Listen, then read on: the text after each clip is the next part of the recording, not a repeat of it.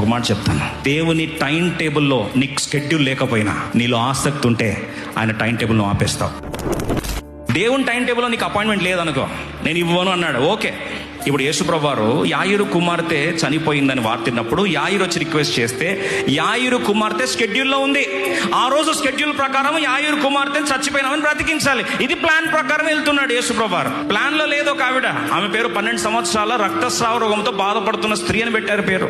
She was not in the itinerary, she was not in the schedule, she is not at all in the time table of God. కానీ మనసులో ఒకటి ఉంది, యేసుప్రభు వస్త్రపు చెంగును ముట్టిన స్వస్థపరచబడుదునని అనుకొని.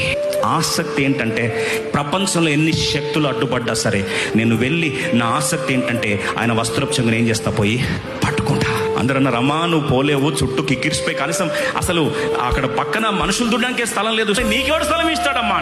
సరే ఎంత కష్టమైనా సరే, అవరోధం వచ్చినా సరే నా ఆసక్తి చావదు, వెళ్ళి యేసుప్రభు వస్త్రపు చెంగును ఏం చేస్తా, తాకుతా. వచ్చింది యేసుప్రభు వస్త్రపు చెంగును తాకిందంతే.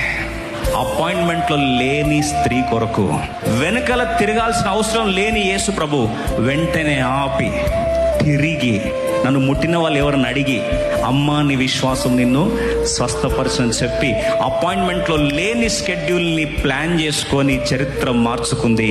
ఆ రక్తస్రావంతో బాధపడుతున్న స్త్రీ ఒకే ఒకటి ఆసక్తి.